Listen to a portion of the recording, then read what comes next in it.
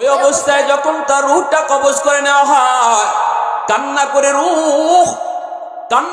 রূহ আর সন্তানদেরকে বলে, বাবা তোরা আমারে কই নিয়ে যাও রে, কই নিয়ে যাও, নিস না ওই কবরে আমারে রাখিস না।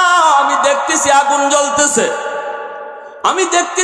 জ্বলতেছে, সাপ দাঁড়ায় রয়েছে, সুজায় আকরা নামক বিষাক্ত সাপ, যার চোখ দিয়ে আগুন বের হয়। ওই সাপ আমার অপেক্ষায় ফজরের নামাজ কাজা করার কারণে জোহর পর্যন্ত ছুবল দিবে, জোহর কাজা করার কারণে আসর পর্যন্ত সুবল দিবে, আসর কাজা করার কারণে মাগরিব পর্যন্ত সুবল দিবে, মাগরিব কাজা করার কারণে এশা পর্যন্ত সুবল দিবে। বাবা তখন কান্না করে আর কয়, তোমরা কে গো এত নিষ্ঠুর, কেমনে বলে বাজান, এত নিষ্ঠুর তুই কেমনে বলে রে, আমারে কেন তোরা কবরে নিয়ে যাইতেছ? এইভাবে রূহটা কান্না করে। এই কান্না পৃথিবীর কেউ শুনে না, শুনে হায়ওয়ান, জীব জানোয়ার। এজন্য আমার রাসূল কয়, কবরের পাশ থেকে দেখবা মাঝে মাঝে গরু ছাগল দৌড় দেয়, ঠিক কিনা জোরে কর। এ যুবক, একটু মরণকে ভয় করো, কখন কার কোন সময় কেউ জানে না, বাবার আগে ছেলে নাকি ছেলের আগে বাবা, দাদার আগে নাতি নাকি নাতির আগে দাদা, কেউ জানে না। কত যুবক যৌবনে কবরে গেল, লেখাপড়ার সাথী ডাইনে তাকালে দেখবা কবরে শুয়ে আছি, খেলার সাথী বামে তাকাইলে দেখবা কবরে শুয়ে আছি। ভাইরা বন্ধুরা আমার, নবী রহমতের নবীর জান কবজের সময় যদি এত কষ্ট হলো, তাহলে আমার আপনার কেমন হতে পারে যুবক? এই কবরে যখন তোমাকে নেওয়া হবে, কবর তোমার জন্য হয় জান্নাতের বাগান, নয়তো জাহান্নামের কুণ্ড।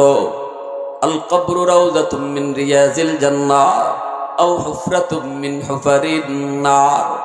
যদি তুমি নেককার হও, কবরে নিয়ে রাখা মাত্রই তুমি তো কবরে যাওয়ার জন্য পাগল থাকবা, তখন তুমি কান্না করবা না। কিন্তু বদকার হলে কবরে নেওয়ার আগ থেকেই তোমার কান্না শুরু হবে। এ যুবক, কবরে রাখা মাত্রই তোমার কাছে 40 কদম ফিরে আসা মাত্র তোমার কাছে মুনকার নাকির ফেরেশতা পাঠানো হবে, আমার কাছে মুনকার নাকির ফেরেশতা পাঠানো হবে। 3টা প্রশ্ন নিয়ে হাজির হবে। জোরে কোন কয়টা? একটু জোরে কোন না কয়টা?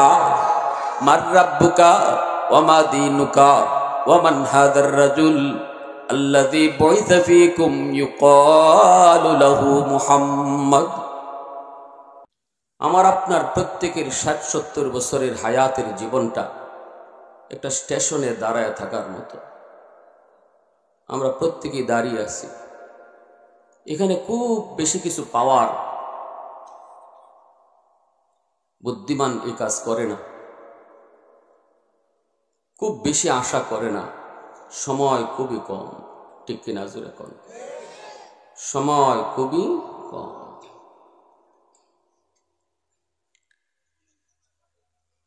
প্যারে হাজিরিন, বিদেশের যাত্রী বিদেশে যায়, বিমানে ওঠার আগে তার পাসপোর্ট চেক করা হয়, কাগজপত্র ওকে আছে কিনা, তারপর তার বিমানের যাত্রী বানায়।